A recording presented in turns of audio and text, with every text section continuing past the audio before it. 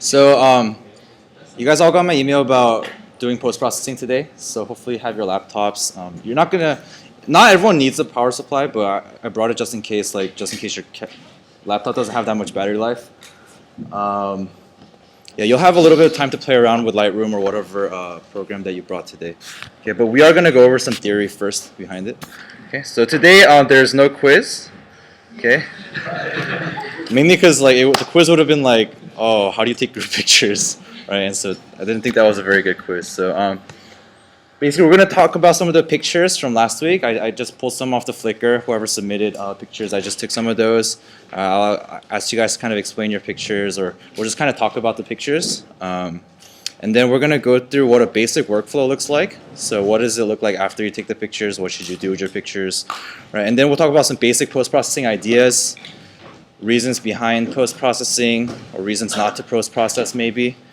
Okay, and then we'll go over some of the more advanced ideas too. And in the middle, I'll be kind of going back and forth into Lightroom and showing you guys how to use Lightroom.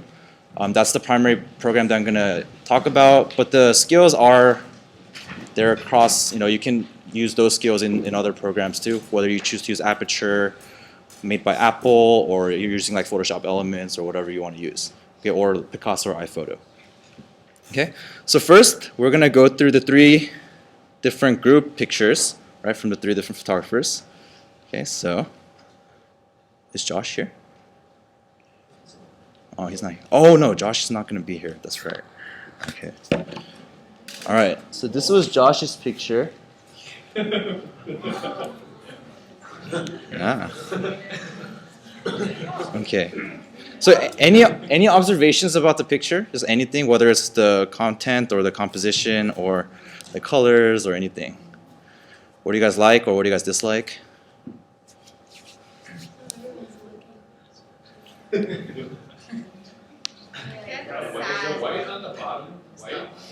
So the picture actually is up to like right around here. Yeah. But then it's just that this is like completely overexposed. So then it looks completely white. So potentially you could. So I actually post-processed this picture. I'll show you guys later, but then I lightened this so that you can actually kind of see the ground.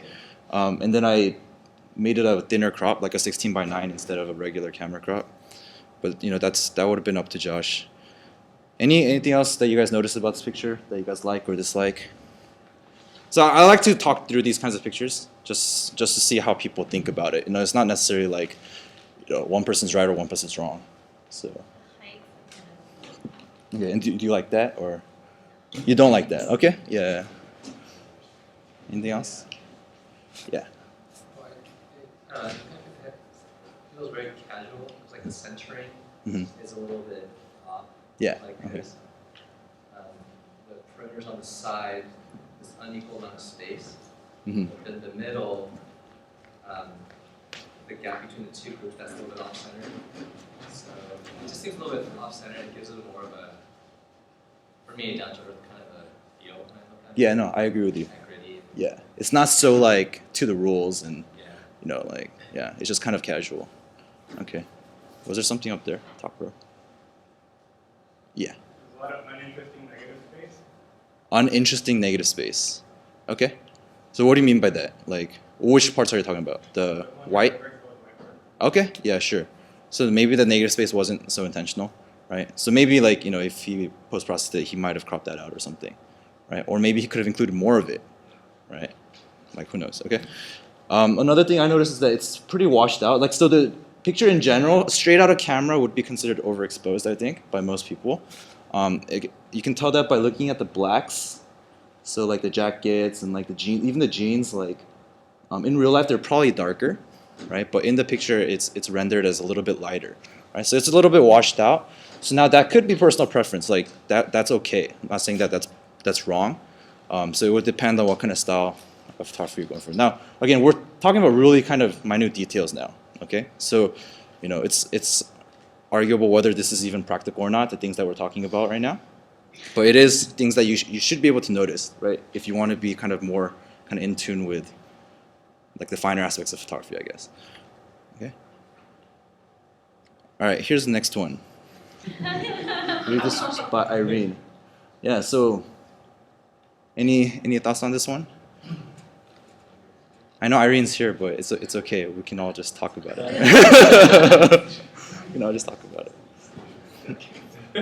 Okay, how about Irene? Why don't you start us off? Like, what were you like? What was kind of your thought process, and then?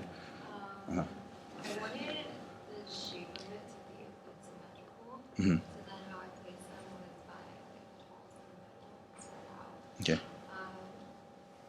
then I actually kind of post-processed this picture already. Right. Okay. The original picture, it was really overexposed. So right now it might actually look a bit darker. Okay.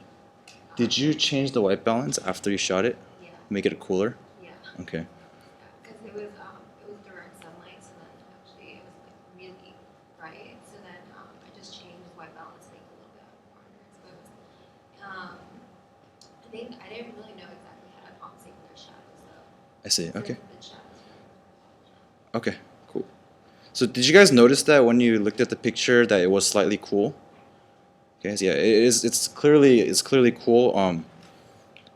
I was guessing that it was done in post because if you did auto white balance, even auto white balance would have done it correctly in camera.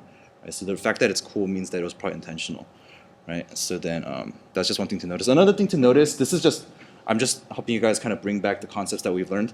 If you look at the top of the wall, in real life that wall is straight. Okay, in this picture it's curved.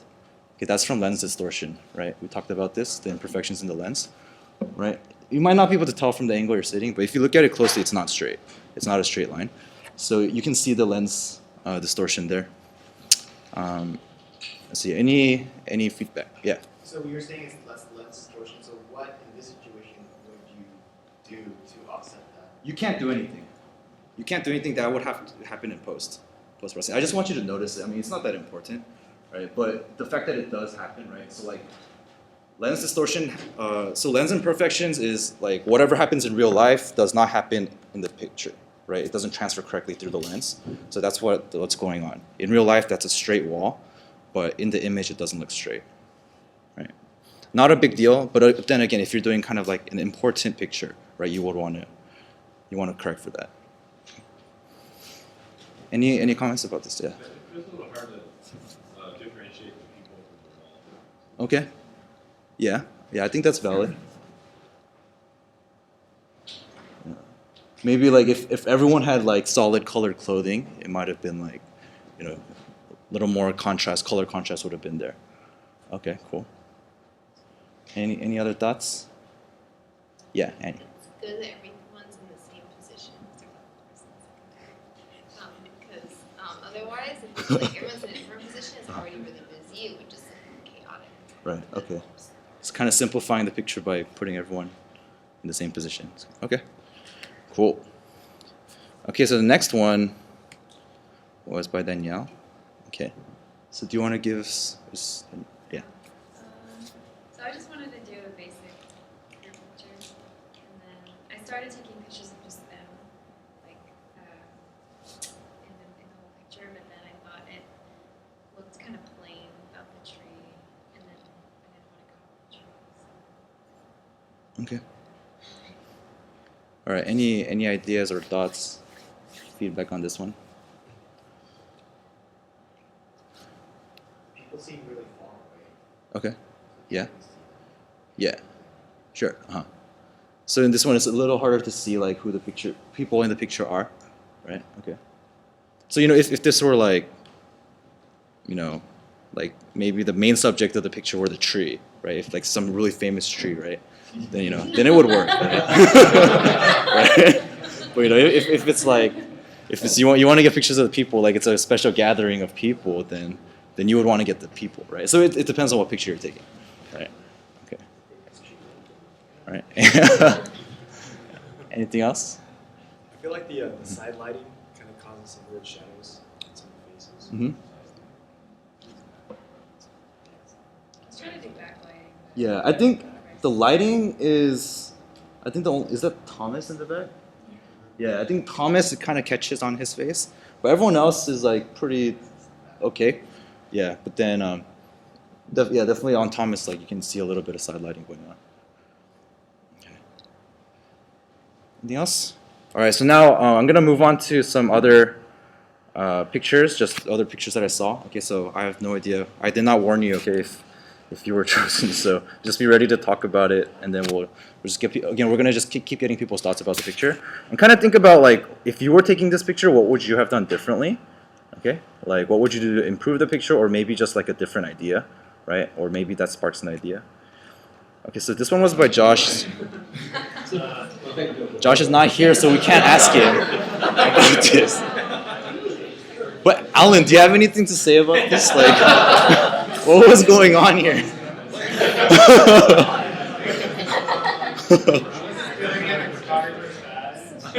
What was it? What was it? I was doing it at the photographer. Oh, I see. Okay, got it. So I briefly talked to Josh about this picture last week, right after he took it, and then like I was asking him, is there a reason that you chose to be at that angle as opposed to allowing that line to be direct on, right? Right. So he was saying, oh, it was intentional. There wasn't really any reason behind it, you know. So I was like, okay, that's cool, right? So I mean, it could be an example of leading lines, right, where lines are leading to the subject, right? It definitely like the lines and the shapes around it are interacting with the subject, which is Alan, right? Okay, but definitely, what I would have done differently. I would have tried is I would have gone lower to the ground and I would have moved to the left, right, and shot directly faced on Alan, right, along the line. And I would kind of curious what that would look like, right?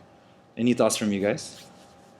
Yeah. I kind of like the way you set it off center because all the lines, even though they're not directly going straight to him, they kind of, your eyes can like follow all the lines and it ends up coming back to the subject. Mhm. And even the fence in the background kind of leads towards that.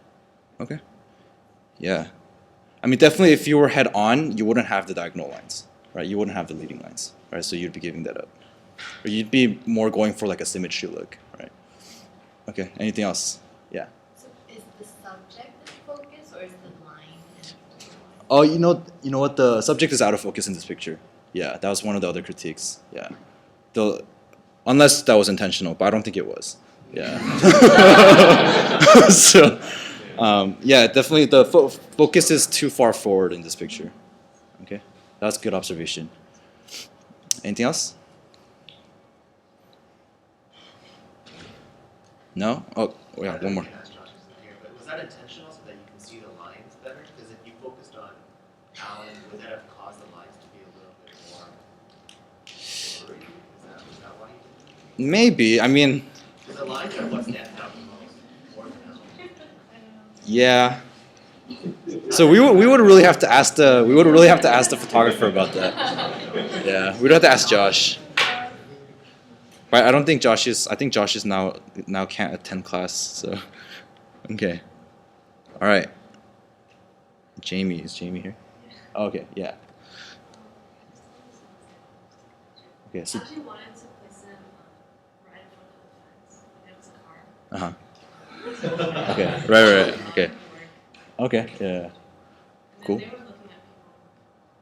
So this was like posed and candid, sort of candid. Okay. Okay. All right. Cool. Any thoughts? What would you guys do differently? One thing I was thinking about is possibly to create a different light. Like it might have been interesting. Okay, what about on the other side of the street? Like then it would have been backlighting because right now it's front lighting, right? It would be a completely different picture, right? But that might be a different idea that you could go off of this. Anything else? No? Yeah. It's like that. The fence. Oh, sorry. So, because like there was a car there. If Uh-huh. if they were in front of the fence, I think it would be less bothersome. Oh, I see. Oh, Oh, he's actually Josh. explaining Explain yourself. So we were going through pictures right now of from last week, and then we just looked at this one, and so people had some questions. I think Will had a question, right? Were you focusing on the lines, or were you focusing on him? Because we thought that maybe you're focusing on the lines on purpose because the lines are really cool. So the focus the focus in this picture is on the line, like in front of Alan. So the question is, was that intentional or not, basically? No. It's pretty much just I do it by feeling. That's funny. All right, yeah. Got it straight from the source. Maybe it's intentional, but not really with a good explanation. Because there's no good explanation. Just feeling. All right. Sounds good. Okay. So Shireen? Oh, wait. Yes, when I saw the three steps and I had three subjects, so I felt perfect. Uh-huh. At first I had Jen in the middle, but then I wanted to have her and Ashton switch so it would be kind of symmetrical. And then there was this random kid playing in there. So I was like, oh, this is pretty cool. So I just took it as canon. Okay. Yeah, turned out well. Any kind of feedback or things that you like or dislike? No, it's perfect. I think it would have been Uh-huh. cool if the kid was In the light? yeah. Yeah. Okay. Again, a lot of those things we don't have control over, right? But then it's good to kind of think about it still. Uh-huh. Anything else? Anything else? It's nice that everyone's kind of evenly spaced, even the kid from the Yeah. last girl. Yeah. Makes it, like, kind of balances it. Right.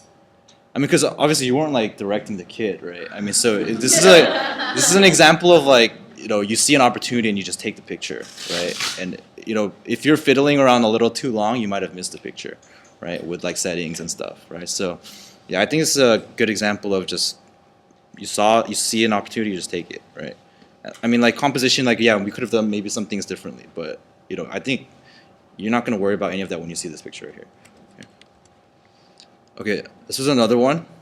Okay, the same. So yeah. I really like how the tree looked in the light. Mhm. And I remember how you said when people look from left to right, our eyes kind of layer at the bottom right. Yeah. So I really like that, and I really wanted to use that. Mhm. And, All right. Yeah. Actually, really. So when I was going through Flickr, and then on this one I like stopped and paused. I was like, oh, that's a nice picture. I was like, oh, I'm gonna include that on the slides. So, yeah. Do you guys have any kind of feedback or you guys like it? Okay. All right. Just checking. I think the reason this picture kind of stands out is because the light's really good. Like the way that the light interacts with the tree, and like the subject, which is Jen, right? Is yeah, it just all works somehow. Yeah, so it's a pretty good picture, I think. Okay. All right, so Jen. Yeah. Originally, I was just, well, Shireen was going around with Jamie, and then I was just taking pictures of them, like just straight on. But then I was actually standing right next to a tree, so I was like, oh, it would be kind of cool if I could include that, so I could get that pure focusing and kind of more a feel of, oh, I'm not really supposed to be watching you guys, but stuff. Right. Okay. Yeah. Any thoughts? Any thoughts? You guys like it? Anything you would have done differently? No. Okay. All right. Yeah. I totally agree with what Jen's saying about the like that feeling that you get of like it seems a little more candid because that tree is there. Okay. Like this could have very well been a pose picture. Like I don't know. But then the fact that the tree is there, it's like oh you're kind of like peeking out and you're looking at them. So it actually adds a lot of value to the picture. It's not just like some random foreground element, right? Okay.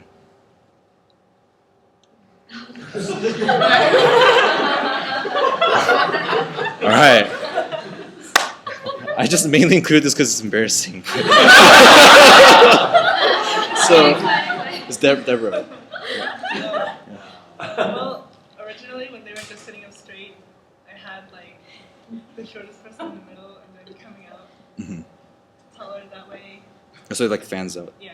Okay. And then it was just like let's just do a pose. Yeah. Okay. Cool. Yeah. Okay. Any thoughts? The people in the picture want me to move on, huh? All right, let's linger like one more second. Okay. All right. Yeah. Okay, can you tell us about this picture? So I was walking around campus and I just it was on the north side and there's like this big bush of flowers. And I was just playing around, just getting different. I really was taking a lot of pictures on this section. Yeah, I was just practicing focusing on different flowers, and they were all different lengths from each other. Yeah, because it was such a big bush, like the flowers in the background they look very blurry. Right. They have that more blur because What lens is this? Is it your stock, it's- just regular lens? Yeah. It's Okay. regular zoom. I looked at the XF data for this and it was at f5.6, and then but then the depth of field is pretty shallow, right? So which means that it must have been a longer focal length, right? And yeah. So you took a lot of different shots and then you chose one, right? Okay. Yeah. So I just thought this is a good example of a picture where, like, the lens itself is not like a really expensive lens or anything. It's not, but then you can actually still get shots if you know what you're doing or you try a lot, right? Do a lot of trials. Okay. So I think this is the last one. So tell us about this jumping picture. Well, it's group shot and backlighting. Okay. I was originally just trying to get the backlighting done. And I did post-process this a little bit because Okay. the way the sun was coming down. There was lens flare, right? Huh? Was there a lens flare originally in the picture? Yeah. Yeah, okay. So then I tried to deaden that by like. Right. these Can you things in the shadows. Can you guys tell that there was lens flare? Yeah, bottom left area, right? That quadrant. You can kind of tell that it's kind of washed out. It's different colors, and there's a little bit of like random magenta and green colors there. That's from the lens flare, right? So yeah, that was one of the questions I was going to ask, whether it's post-process, because it looked like it was. And then, did you shoot this on manual exposure, or was it manual? Okay. So for something like a jumping shot, you probably want to do manual, because as you're trying to compose a picture in the middle of the jump, that can actually change the exposure depending on what the camera sees, and you want complete control over that, right? Or, yeah, I mean, in general, like, for something that you want to control, like a jumping shot, you usually use manual. Okay. And then the other thing is, like, like the face is kind of like cut off, right? All right, so one thing I would have done is use a slightly wider, like, focal length. Like, I think this was at 24. I checked the XF data, it was at 24. It can probably go down to 18, right? So then, it could have been wider, right? So that was my only feedback, but it's a pretty good picture. Okay. All right, so then we're gonna go straight into actual material. So before we talk about post-processing, I need to talk about two intermediate concepts, okay? So one is JPEG versus RAW, like these, there's different file types that you can shoot in. So now, not all of your cameras are compatible with RAW. Not all of them do RAW. Then you'll just shoot in JPEG. Okay, that's not a big deal. But all DSLRs and some of the higher end point and shoots do shoot in RAW. Okay, and then we'll talk about histograms and how those are used in photography. Okay, so really quickly, the RAW versus JPEG. Let's see. So the left here, the left is RAW, and the right is JPEG, straight out of camera. Okay, which one looks better? JPEG looks better. Okay, so now that's weird because like RAW is like the professionals use RAW or whatever, right? So the difference is that RAW is straight out of camera, exactly what the image sensor sees. Nothing's done to it. JPEG is, it takes the RAW and your camera does a bunch of stuff to it. It changes the contrast, it changes the tone curve, it applies white balancing, it applies sharpening, it applies noise reduction. It does a bunch of stuff, and then it gives you a picture. And then it compresses it, and then it gives you a picture, right? So it's done things to already make your picture look good. Right? Now what RAW does is it gives you the flexibility to do it yourself. Okay. So the other thing is so after I process RAW, if I do the exact same things that the camera did, the RAW version would look better. Okay. So JPEG, right? It's the normal kind of universal file format that you see for images. It ends in .jpg. These are compressed files, so they are smaller file sizes. So your pictures probably range from like 3 megabytes to like 8 megabytes, depending on how many megapixels you have. RAW is a proprietary file format, so every brand has their own RAW. Okay, so my Canon will split out a .cr2, Nikon might split out a NEF, right? And then there's also the Adobe format, which is called the DNG, which is digital negative. It's uncompressed, straight from the image sensor, which means that the file sizes are huge. Okay, so each of my pictures are about 25 megabytes. right? It's about 1 byte per pixel, right? So if you have a 25 megapixel camera, it's going to be 25 megabytes, pretty much. Okay, some of the pros of RAW is that it has higher dynamic range. So now I don't think we've talked about dynamic range, but dynamic range is just a term for how much difference in light your image can capture. So a large dynamic range means that your camera can capture like from very dark things all the way to very bright things in one picture and be able to render that correctly. Our human eye has really, really high dynamic range, so we're able to adjust really quickly. So like if I walk outside to sunlight from here, even though the order of magnitude is like over 1,000 times brighter, our eyes adjust for that almost automatically, right? But your camera is not able to do that. And then also the level of being able to do that depends on what image kind of type you're using. And so RAW allows you to have a lot more. And I'll show you guys an example of that later, just actually in Lightroom, okay, how powerful that is.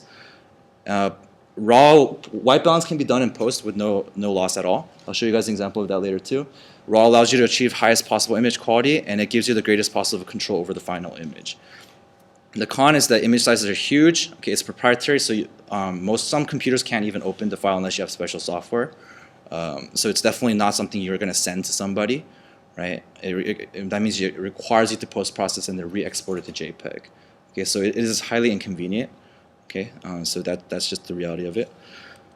The JPEG pros and cons are basically the opposite of RAW. I don't have a slide for that, but it's basically everything that, so JPEG, you're able to have small image sizes. You don't have to post-process. That's done in your camera. Straight out of your camera, you can upload, right, to Flickr or whatever, right?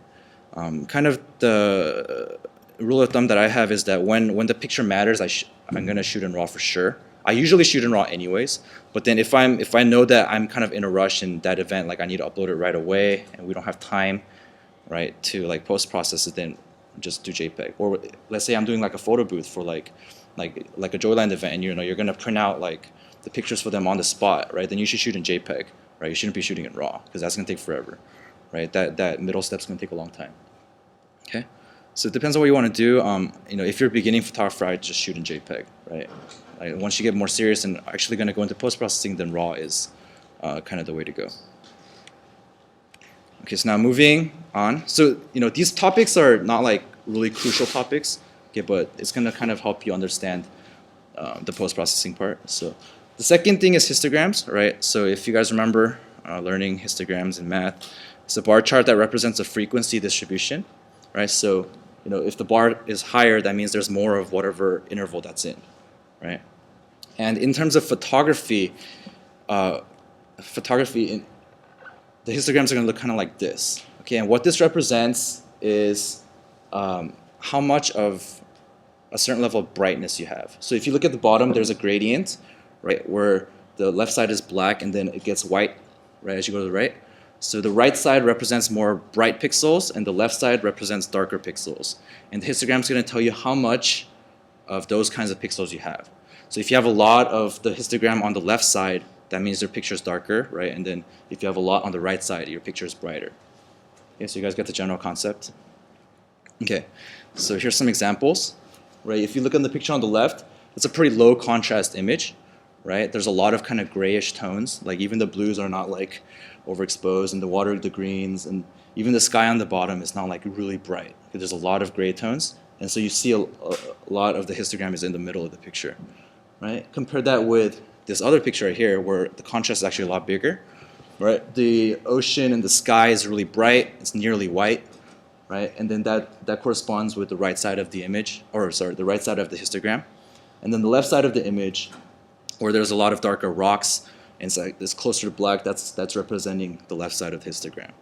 Okay, so by looking at the histogram, you can tell the level of contrast the overall picture has, right? And it's going to be a useful tool. You can actually, most of your cameras can do live histograms as you're taking the picture. So if it's bright outside, you can't really see your LCD. One way to check your exposure is to check the histogram, right? Because the histogram is a more objective way of checking it. Okay? So that doesn't mean that you need to have everything in the middle of the picture. Okay? Just because you have everything in the middle of the picture doesn't mean it's properly exposed. Okay? Because, for example, if you're in the snow, you would expect it to be bunched to the right, right? You would expect there to be a lot of white. And this is kind of what we talked about in week 1, or week 2, where your camera doesn't really know. Your camera just tries to bunch everything into the middle, but sometimes you're going to have to skew the histogram to get the right picture. Okay. So here's a picture. Do you guys think it's going to be skewed to the left or to the right? Who thinks skewed to the left? Okay, who thinks skewed to the right? Anyone else? Okay, so skewed to the left would be there's more darkness, right? Okay, so I guess you're kind of both right, okay, but it's more to the left. It's more to the left. There is a spike at the right, right? Because the interior of the tire is a pretty bright area, but in general everything else is darker, so there's a lot more area in the darker areas. Okay, how about this one? To the right, okay? There's a lot of white in this picture, right? And that's exactly what we see. Okay. All right, so that was your really, really quick introduction to histograms. Okay. So now we're going to go into basic workflow. This is kind of my workflow. I'm just going to tell you guys about what I do, and then, there's a lot of different ways you could go about doing this. But, right, so, high-level concepts. There's importing and filtering. Okay, so you have to get your pictures off your camera onto your computer. Okay, and then you have to filter through it. Okay, decide what you're going to keep, what you're going to actually choose to show people. I usually keep about 10% or less than 10% of my pictures. Okay, so the pictures that you actually see me uploading, that would be less than 10% of what I actually took, right? So that's my success rate per se. Now, out of those 10% that I chose, how many do I actually like? Probably like less than 10% of those, right? So then, that's totally okay. That's completely normal, okay? And then post-processing, right? That's the optional step. We'll talk about that. That's kind of the later topic of today. So you can choose to edit them, right? And then if you edited them and if you're shooting in RAW, then you should export your pictures into JPEG. And then the last thing is one of the most important things that people that we have a hard time keeping up with is uploading to Flickr or sharing our pictures somehow, right? Especially if it's in a ministry context, right? So if you're just taking pictures of your family, like it's okay, you can keep it on your computer, right? But if you took a ministry event, right, then we need to get those pictures up, right? And kind of my rule of thumb with the photographers that I work with is that we try to get it up at least within 3 days. I think each ministry does it differently, kind of how it's done. But there are people with Flickr access who will upload these pictures. Okay, so it's kind of useless for our ministry if we don't get the pictures online, right? So how 812 does it is that we have a shared Dropbox folder that people upload to, and then I will go through and filter one more time the pictures that I want to upload, and then I'll upload them, or me and a couple other people. But oftentimes we get backtracked because I forget to check the Dropbox, and I have to get reminded to upload them, right? But so it's important, right, to get those pictures online. Otherwise, it's kind of no use. Okay, so in importing, right, you can choose to import as a JPEG, or you can import as an original RAW file. Well, I guess you choose to take the picture in JPEG or take the picture in RAW. Okay. Now, if you're shooting in RAW, I know some of you guys do. You can choose to import it as your original RAW file, or you can choose to convert it to a DNG format, right? So this is slightly more advanced. I'm just talking to the people who do this. In Lightroom, the Adobe standard for RAW is called a DNG, and it's more of a standard format that all computers can run. So that would be the reason for using that, and it's also a slightly smaller file size than like a CR2 or an NEF. Okay, so that's kind of an aside. I organize my folders by dates. Okay, so if you look at I have like 2012, 2011, 2010, like all the years, and then within those folders I have each set basically, and I label it like 2012, 07, 15 if I were to take pictures today, right? And then I would name the event, right? And then under that I would just have all the pictures. Okay. I don't really know if there's another good way to do it. Maybe you guys have different ideas. I know some people do it like thematically, but I think that gets like way too complicated. The way I think about it is I take it at a certain date, right? So I think that's how a lot of other photographers do it too. Okay, so now then after you import it, you can choose to post-process your picture. So I have a list of programs here, right? It's approximately in order of kind of like simple to most complex. So Picasa, iPhoto, those are kind of really simple. Like Photoshop Photoshop can do layers. Photoshop Elements can do layer editing, which is, a little bit more in depth of editing, right? And the Lightroom or Lightroom 4, Lightroom 3, is kind of in the middle of those. Okay, it's and that's the one that I would recommend for photographers. So if you're not a graphics design person.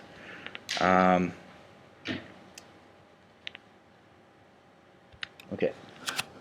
So now the question is, should you post-process or not? Okay, so I can't give you an answer for that, but I can give you certain principles. So post-processed images will look better. Okay, that's just true. That's the reason you post-process them. Okay, and it forces you to study your pictures in depth and consider what you could have done differently. Because that's actually one of the huge side benefits, especially when you're starting out. I think because I spent time actually going through and trying to edit my pictures, I realized, wow, like this picture looks better when it's brighter. So maybe when I take it next time, I should just take it brighter, right? You kind of go through those kinds of thought processes, right? And it helps you improve your photography actually when you're on the ground too.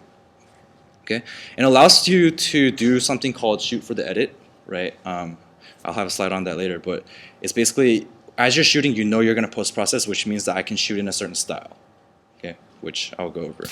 Right, so as you can tell, right, you can even simple adjustments, right, can make a picture a lot better. Right, here's an example of a picture that's pretty not that great, okay. I mean the lighting. I mean there was almost absolutely no light here. Okay, pretty much the only light available was the signs in the background, right? And then after post-processing, you can do this, right?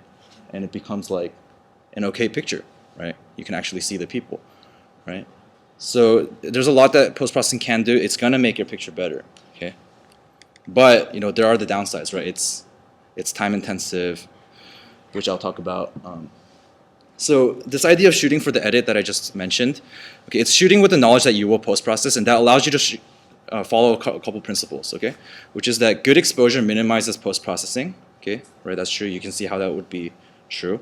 So if I'm doing a good job as I take pictures, I don't have to post-process as much. But the other side of this is that good post-processing allows me to not worry so much when I take pictures. Okay, so if I get the wrong exposure, I can fix it though. Like I don't have to miss a shot because I'm worrying about the exposure so much, right? So it's like two opposite things in tension, right? But they help each other. Okay, and one thing, the other thing is you don't have to worry about white balance at all. Well, if you're shooting in RAW and you're post-processing, right? And then you can underexpose rather than overexpose, right? Which is, I don't know if it's a benefit, but that's kind of a that's a principle that I follow. I would rather underexpose a picture rather than overexpose it, because in post-process I can recovering shadows, recovering dark pictures is a lot easier than recovering bright pictures. Okay, and hopefully you guys can try that out and see if that's something that you experience also. But then of course there's a limit to what post-processing can do. Okay, an out of focus picture cannot be fixed in post-processing. Okay, so there are certain things, certain technical skills that you have to master. Like you can't have an out of focus picture there's no way to fix that unless you're actually going in pixel by pixel and fixing it. Okay, which means you're doing animation. Okay, and then if it's severely underexposed or overexposed, like even if you're shooting in RAW, if you're more than 2 stops underexposed, then there's kind of no hope. Okay, there's no information for the computer to work with. Okay, so post-processing great, but maybe not. Okay, maybe you shouldn't do it. So it depends, right? It really depends on kind of your time constraints and what actually you're taking pictures of. Okay, it's really, really time intensive. Okay, you can imagine like Cambodia, we had like 6,000 pictures or something, and you have to go through and filter all those pictures, and then if you're actually editing each one, that takes a really long time. We didn't edit each one, like we didn't do that, right? But then, you can imagine like even an event, like a big event, like I would take like 600 pictures. That takes a long time. Even if you're taking 1 minute per picture, that's 600 minutes, right? Which is 10 hours, right? And that's pretty ridiculous, right? So it's pretty time intensive. There's a huge learning curve, right? So you guys just spent this is the 5th week learning photography, right? There's a lot of stuff that you guys are learning, right? Hopefully, but post-processing is I could teach another MYT class just on post-processing. There's just a lot of information, right? So it's a lot to learn. So it's not necessarily practical for everyone. And then It's important that you get your fundamentals of photography down before you go into post-processing, right? Because you shouldn't rely on it too much. Okay. So in the end, it's up to you. And it should, kind of the philosophy that I follow is that post-processing should enhance your picture without making post-processing the subject of the picture, right, by itself, right? It shouldn't take away from the original picture, unless you're making it obviously edited, right? Like you're trying to copy Instagram, or you're making it black and white, or you're split toning your picture. Okay, so I'll give you an example of this. Okay, so you guys have seen this picture before, right? So this was the graduating class of 2012, right? This is not what the original picture looked like. Okay, this was the original picture. Okay, you guys see significant changes? I'd say this is objectively better. Okay, this is the original picture. So what are some things that happened? The lighting got balanced out. So look at the faces in this picture, the original picture. Because of the spotlights, the stage lights are such that it's not even lighting, right? There's nothing we can do about that. Okay, so boom, fix it in post-processing. Okay, even out the lighting, right? Again, lens distortion, right? Lens distortion, the staged area, that stuff's straight, but it's not straight in the picture, so we make it straight in post, okay? And then look at the bottom, right? The fan, the wires, right? Let's get rid of that, okay? I mean, just to make it a little nicer, right? Things that you would not have known that I did, okay? But in hindsight, it enhances the picture, right? So that's kind of the philosophy, right? It shouldn't like, oh wow, this person like edited the picture, right? If I get that kind of response, then I did a bad job, right? So I want to just enhance the picture without taking away from it. Got it? Okay, you guys look sold. Okay, or there's this, right? Where like it's all about the post processing, right?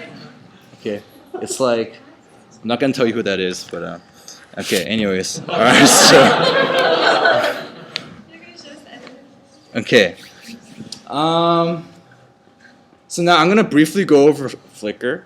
Okay, so I know a lot of you guys first just made Flickr accounts for this class, but if you're gonna upload to the GracePoint Flickr, we have certain guidelines, and I want to briefly go over those.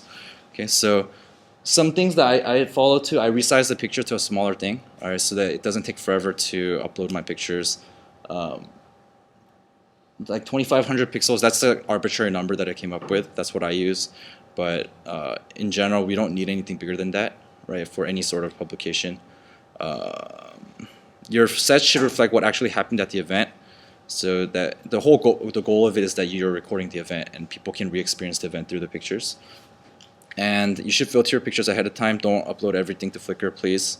Okay, especially if you're doing it to the GracePoint Flickr. We don't want bad pictures on the GracePoint Flickr. Okay, there's already enough pictures on there as it is. Anyone guess how many pictures we have on the GracePoint Flickr? Total. Just throw out a guess. 3,000. 73,000. Oh my gosh. 1 million.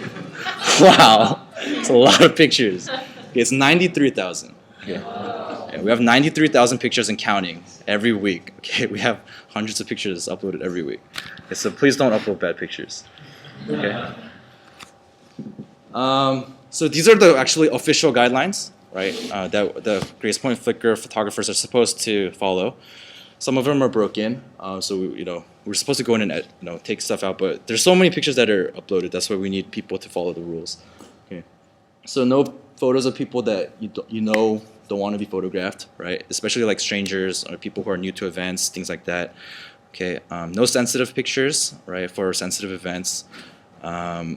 No pictures that would require permission. So a lot of convalescent home pictures, actually, we have to make sure that that's permissible.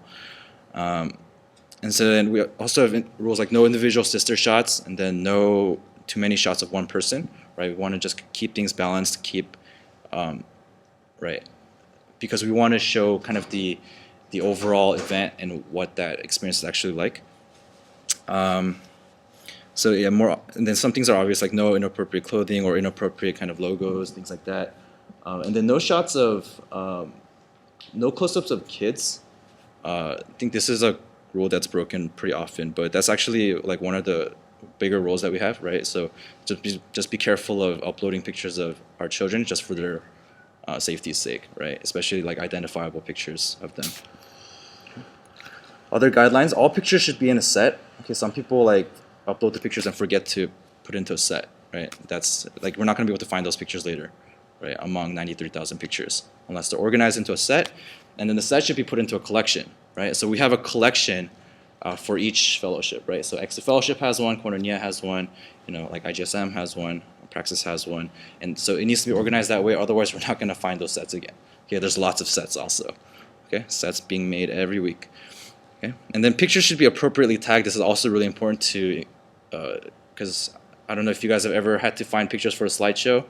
It's really nice when you can just search and find stuff instead of having to click through every single page. Okay, so the tags help us with the search, right? Usually it's who the official photographer was, the fellowship name, and then some identifying kind of tags like this is the class of 2015, like sophomore, brothers, whatever.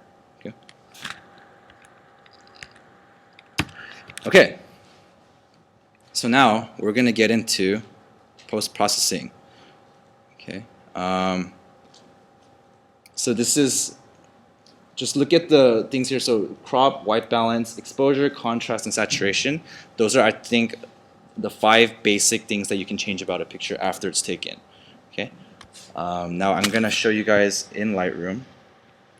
So if you guys want, you guys can open up your laptops. If you have Lightroom, you can just try different stuff as I talk about it, right? You know, you don't have to. That's optional.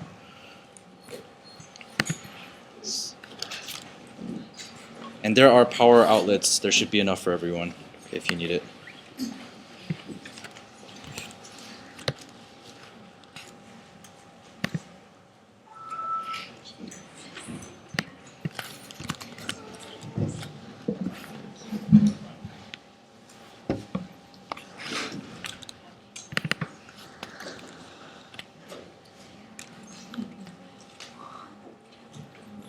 Okay, so this is the Lightroom interface.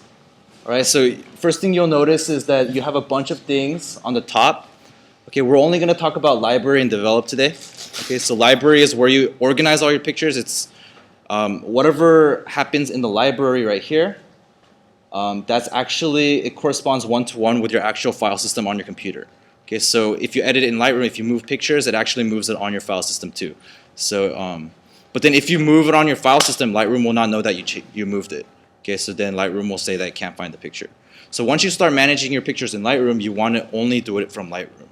Okay, so this is kind of an all-in-one solution.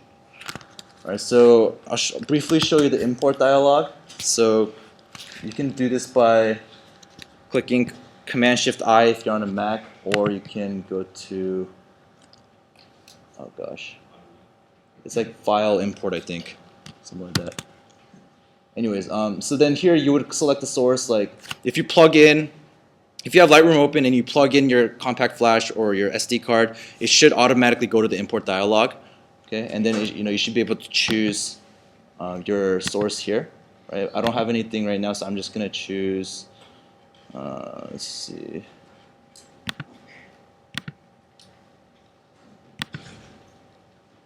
Okay, so and then I have different options here. So add just adds it to my catalog. So say Lightroom, I want you to recognize these pictures, but don't move them, right? Move actually physically moves the pictures into however you decide to organize your pictures, and by the default, Lightroom does it by date, that file structure that I showed you earlier. You can copy the picture, right? So instead of moving it, or you can copy as DNG. So this was talking about the Adobe RAW format. Okay. You can choose to do different things here. I don't mess with any of this usually.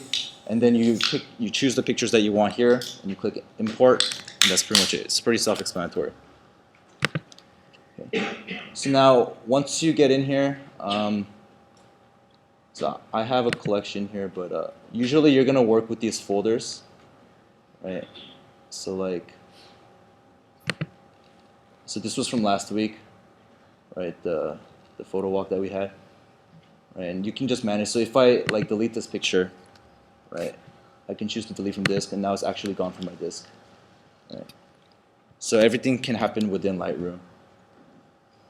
So now I'm gonna go straight into post processing. So your main editing happens in the Develop tab. Okay. So you can see the original picture. No particular reason I chose this one to show you guys. So I'm just going to take you through different sliders. Okay, so the basic things, right? It starts with cropping, right? So cropping is right here. It's this option, or you can press R on your keyboard, and Lightroom will allow you to, right? You can rotate, right? And it gives you different like grid lines so that you can, get it completely horizontal and whatnot. Okay, you can change the white balance, right? Or you can just do auto. Right, I'm just going to use hotkeys for now, but you can do auto. You can see kind of different information for what the picture is. So this is a .cr2, which means it's a raw file, right? And then you can see kind of the settings that I did. You have you have the histogram up here, right? Which shows that it's a kind of a darker picture, right? And then basically how Lightroom is organized, you go top down. Okay, you start from the top. You do the stuff up here first, right? So you do the the white balancing, and then you can adjust the exposure, right? And then you can adjust the contrast. So look at what's happening to the histogram. Okay, so exposure, it moves the histogram from left to right. Yeah. And then the contrast, right? It's spreading it in and out. Okay. And then you can also see what happens to the picture itself. And then the last one I said that was on the basic one was saturation. Right? So saturation is down here. Right? So saturation is referring to the intensity of the color, or how far away it is from white, okay, or how pure the color is. So the more saturation you have, the more pure the color is. So if you have full saturation, that means every single color is going to be completely pure, okay, which is actually not what happens in real life. Okay, so this is not going to look realistic at all. Okay, and then if you have zero saturation, that means everything is black and white. Okay, some degree of black and white. All right, I know I'm kind of moving quickly, but so here's now Lightroom 4 has these four. Okay, so now we're kind of going into territory of Picasso would not have this, like iPhoto would not have this. Okay, but it has these four extra sliders, so highlights, shadows, whites, and blacks. So this controls different areas of the picture depending on how bright the picture already is. So highlights would cover parts that are already kind of bright. So it would cover about this area right here. Or you see the words highlighted. So that's the part of the histogram that it covers, and you can move those up or down, right? And so it's going to do a little more selective editing. Okay, so this is why Lightroom is nice, because you can do a lot of selective editing. You can fix pictures up. So shadows works with this area, and then whites and blacks works with the whitest parts and the darkest parts of the picture. Okay, one useful tool in Lightroom is either hotkey J, or you can click these, and it will tell you where your picture is completely black and completely white. Okay, so the blue portions represents where it's completely black, and the red portions represent where it's completely white. Right. So this is now a little too right. There's too much whites and too much blacks. It doesn't look realistic anymore. Right. So that's kind of, we call it clipping. Right. It clips either on the highlight end or the shadow end, or the white or black end. And usually clipping is you want to avoid it, right? Because the idea is that in real life nothing's truly white and truly black. Okay. Now I want to show you I keep saying that like RAW you can change the white balance after, and in JPEG you can't. Now I'm going to show you. Okay, so you believe me. Okay, so here's a RAW version of this picture, and here's a JPEG version. Okay, I'm going to correct the RAW version's white balance. Okay, there we go. Corrected it. Okay, I'm going to correct the JPEGs now. Okay. The settings are the same. Okay, you see the difference though, right? It's a pretty drastic difference, actually. I can try to do more. Let's see. That's about the closest I'm going to get. I can probably brighten this one up a little bit. You can see, okay, that doesn't look right. Okay, there's something wrong with that picture. Okay, so JPEG will not allow you to do a white balance adjustment afterwards. Okay, this is why if you're shooting in JPEG, make sure you do white balance beforehand. Okay, so hopefully I made my point there. Also, the other thing I wanted to show you guys was talk about how RAW has high dynamic range, or like has more dynamic range. Basically what that means is that you can mess up the picture and you can edit the picture into being, basically. Okay, so this picture, right, it looks pretty black, pretty underexposed, right, but it's a RAW file, so let's see what we can do with it. It's not going to come out to be like a great picture or anything, but I just want to show you that. Right? There's actually some stuff there. Like, it looked completely black, but there's actually information that you can't see that's stored in that image file, and you can actually bring it out. Okay, so I can bring it out some more. At this point, there's a lot of noise, so I don't know if it's. I'll probably make it black and white. There, now you can see it better. Anyways, yeah, you're not going to get a great picture out of this, but the point is that originally you had this, right? Okay. And at least here you have something going on, right? Okay. Yeah, okay. Let's see. I wanted to show you guys.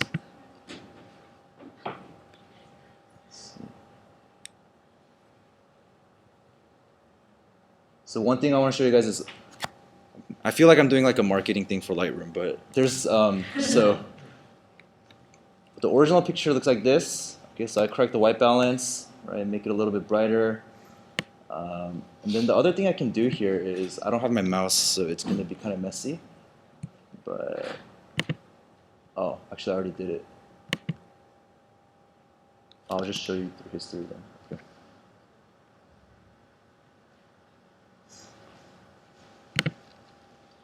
Okay, so this is actually the original picture, okay, where I changed the white balance, but you see the light here is a different color.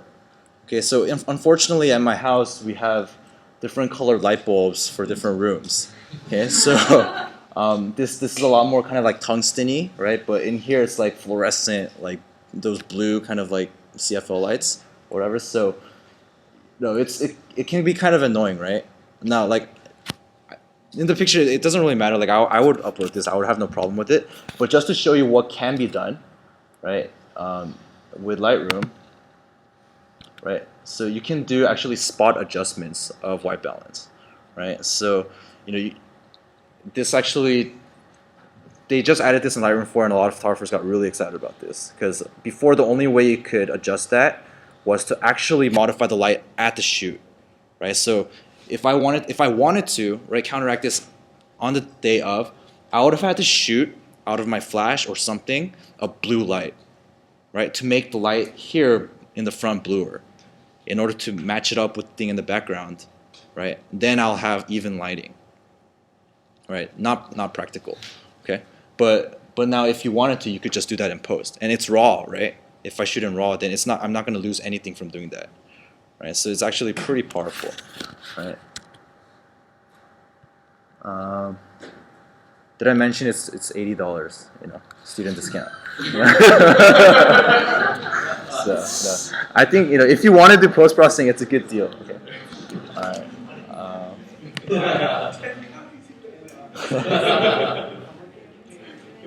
right.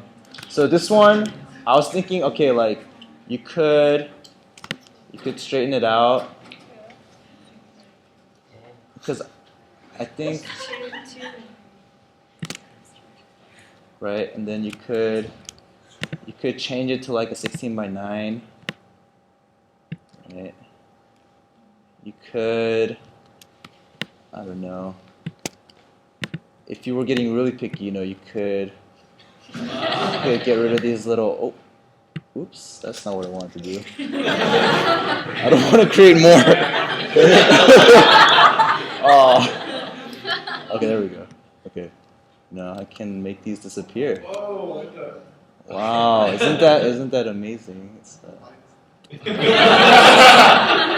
it's $80, you know? Huh? Oh, this is a cloning. Yeah. So you have an option of cloning and healing.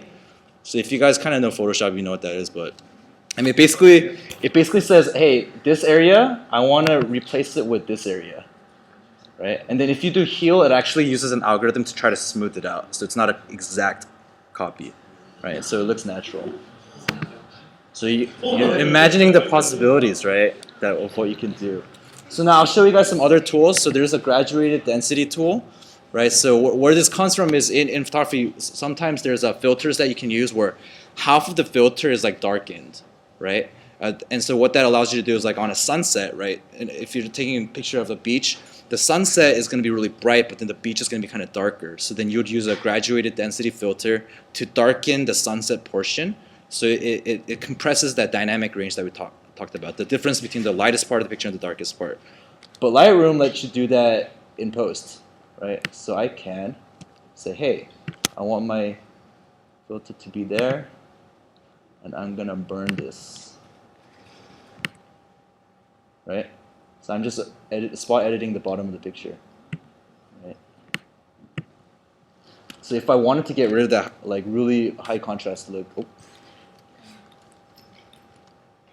right? So then I could easily do that, right? So there's a lot of different tools you can use. It's pretty useful. So actually, the tools that I use the most are that cloning tool. So I showed you the graduation picture where I got rid of like a bunch of stuff. I did that by cloning out some stuff and by using the graduated the density filter to just darken the bottom part, because people are not really going to notice that it's dark. Like that's just gonna, like they're not going to worry about that. Okay, so what I did is I just used this, basically made it like kind of a, I made it kind of bigger so that the amount of fade, right, is kind of a natural fade. It looks like it just got darker, basically. Okay. There's other things like, so then adjustment brush allows you to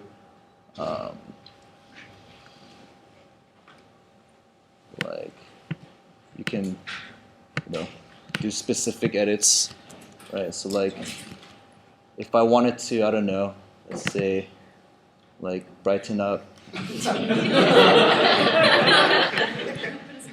their faces, you might be able to like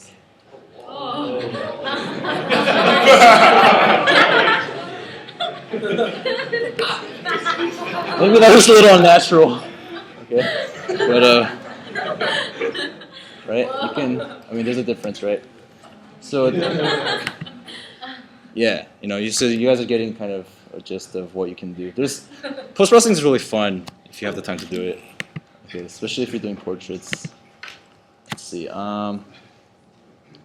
Okay, I wanted to show you guys split toning on this one. So, okay, the original picture looks like this. Okay, so you can see. Okay, so there's a couple things I want you to notice. Because the light's not that great, the colors are kind of dead. Their skin tones look kind of dead. It's just kind of like everything's kind of gray and drab. There's a lot of noise. So if you look closely, like around the top left corner and also on their faces, there's a lot of noise. In the after picture, it's going to look a little smoother. And I added a bit of color, artificial color, obviously. Okay, this is not like natural, but I think it actually makes them look more natural because I added the artificial color. So now I did that with a tool called split toning.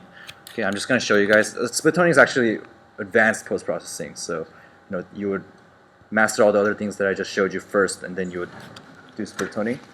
But I just want to give you guys a taste for what this looks like. It's kind of, I'm in workshop mode right now, so. Okay, basically what split toning does is you have these two options of highlights and shadows. And so, highlights and shadows. So your picture is either on the highlight side, each pixel is either on the highlight side, the brighter side, or it's on the shadow side.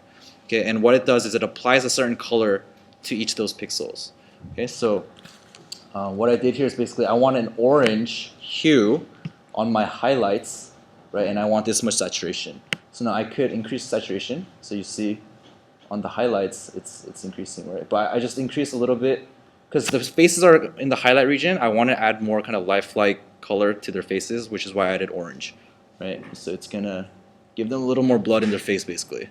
Okay, and then the shadow areas, I added a kind of a blue, right? Main reason was to contrast with the orange that I'm adding, right? So usually split toning is done with complementary colors, right? So orange goes with blue, right? So, David, how did you smooth out the noise? oh yeah, I'll show you guys right after. Okay. And then you can choose the balance at, okay, well, like where does the balance between orange and blue start? Like, is it at the brighter end of things or is it at the darker end of things? So do I want more in the orange or do I want more in the blue? And you can have control over that too. Okay. Again, this is a lot more advanced to be able to see like which parts of the picture are like in the highlights and shadows. That takes some practice. The other way is just you just guess and check and you do it until it looks right, but that takes a long time. Okay, so usually it's good to, usually on really kind of tough pictures like this one, I'll do a little bit of split toning to make it look more lifelike. Okay. And now noise reduction, so that's a good question. So this is a topic that I'm still studying. I don't know like the exact details of how it works. Okay, but I just know that if you increase noise reduction, right, there's less noise. Okay, but you have to understand this. Like, if you increase it, you're gonna lose details. Okay, because what it does is it looks at the minute differences and the algorithm smooths it out, right? But sometimes the picture actually has differences, right? Like the actual thing is like has a pattern on it, but it might smooth out that pattern, right? Because it doesn't know, right? So, I mean, oftentimes, so that's why. Oh, whoa. Okay, we're zooming in on here. Okay, so so this is the original. Sorry, it's gonna. Okay, there we go. Okay, that's the original amount of noise. So now if I add like 100% noise reduction, it's gonna, after some lag, right? See how, okay, it's really smooth now, right? But man, I think the grass is smooth now too. So do you see what I'm saying? There's some natural details in the picture that's also gonna be smoothed out. Okay, so it's only gonna keep like really drastic changes, right? So you're gonna get like cartoon looking pictures, right? This looks like it's animation now or something. Okay, so I don't know. This doesn't look natural. So, all right. So you know, somewhere in the middle is probably good, right? So you still keep some level of actual detail, but you have a little bit less noise. So like here, I don't know if it helped here or not, but maybe not. But yeah, okay, so this is a trade-off. Okay, how much noise reduction do you actually want? Right, and then you can also, this is the part that I'm still studying, like, I don't know exactly how it detects it, the algorithm, but you know, there's fine-tuning that you can do. You guys can just play with it. I usually I don't worry about that, and I usually just go with just luminance, and I just change this. And then also, color. Okay, so that's the like grain that you see, the first three. And then the color, what that does is, in the original picture, it looks like, come on, there we go. Okay, that's actually what the picture looks like. Okay, but this one Lightroom is a lot better at, so you can, even at 100, it should look okay. Okay, right. But usually you don't need to go to 100. If I go to 31, I don't think you're going to be able to tell much of a difference. Okay, even after. So you see kind of a little bit of change, right? So what color will do too also, if there's fine changes in color that are actually in the picture, it might actually smooth that out. Okay, so that's kind of the trade-off. All right, so then the other thing was I wanted to mention was also this picture. So you got, oh my, you guys have seen this? Okay, so I want to show you the distortion thing. So what Lightroom does for you is, oh my gosh, okay, come on. So right here, lens corrections. So Lightroom and Adobe, it comes built in with corrections per lens per camera. So it's actually pretty nice. So if you're using like a Canon lens on a Canon body or a Nikon lens on a Nikon body, if you enable profile corrections, it will do certain things that it knows the lens does wrong. Okay, so you can see, you saw the distortion being corrected, right? Okay, so that's really all I do to fix that profile. So now, you know, if I wanted to, I could set the import to do enable profile corrections for every single picture that comes through. Why I don't do that, I don't know. I think it's just out of habit. I haven't changed the setting yet. But yeah, so actually this doesn't take that much work, right? It's just clicking one button, right? And it automatically recognizes which lens you used anyways. So it's not like you have to change those settings anyways. Okay, so it might be a nice thing to do when you guys first set up Lightroom. Okay. And then of course there's vignetting, so effects after. So there's noise reduction, right? You can choose to add more noise to your picture. You can be like, hey, I want Calvin to be grainy, right? So you can choose to add grain. Okay, so now why would you do that? I don't know, for artistic value, if you're trying to go for like an old feel, or if you're trying to Instagram your picture on Lightroom. Okay, that would be the reason why you would add grain. Okay, again, so it's funny because like right after the noise reduction and after the let's fix our distortion and vignetting, there's the let's add vignetting, right? And so you can choose to add vignetting, right? And you can change the midpoint, change the roundness of it. I mean, you can get the exact vignetting you want, basically. Okay, whatever that is. Okay, so you have that choice. Let's see.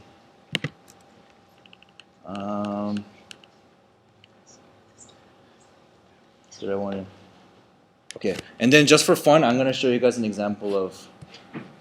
Let's Instagram Alan. Okay. So first step is to make a 1x1 square picture because all the Instagram pictures are like this. Okay. And I'm gonna cheat actually. I'm gonna use the presets. So I'm gonna add some heavy grain. I'm gonna vignette it. All right. I'm gonna lower the contrast. I'm gonna make the picture slightly darker.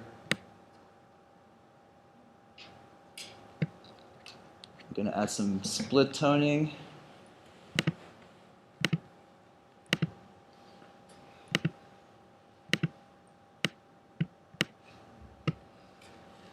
Let's see. Oh, green. Okay. Maybe green with red. Oh, there we go. And look, now you have Instagram's picture. Okay? Alright, so now you know what Instagram's doing for you. Okay, it's just doing it automatically. Okay? Alright, so that's it for the material. So I want you guys to actually have some time to. Oh, where's my. Oh.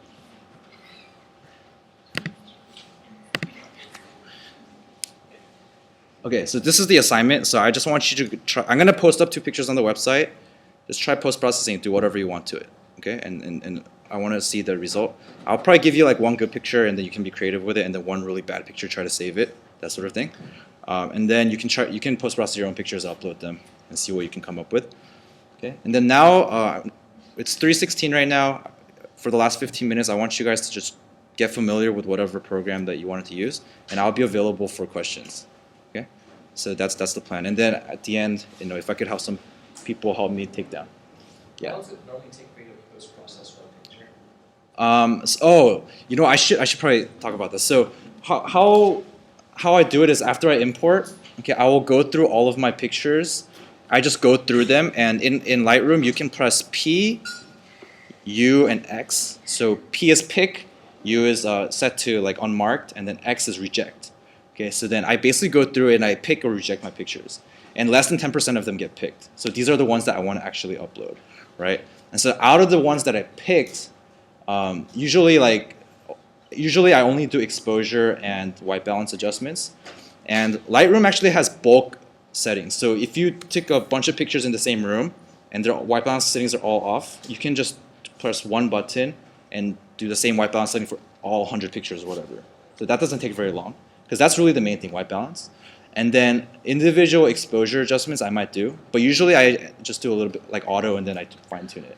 So each picture would take me like 5 seconds, right? So I mean, after I do a lot of hotkeys, so I'm just kind of like flying through the program, right? But then, so then pictures I know I want to spend more time on now that can range from like a couple minutes to like I don't know 15 minutes, 20 minutes on one picture, like I think the graduation picture, I spent a lot of time on that one because it required a lot of fine-tuning, right? So I don't know, that probably took like 30 minutes or something. But in general, it's like most pictures, maybe like 30 seconds, like 20 seconds, not that much time. Yeah. Okay, all right. So if you have questions, just call me over.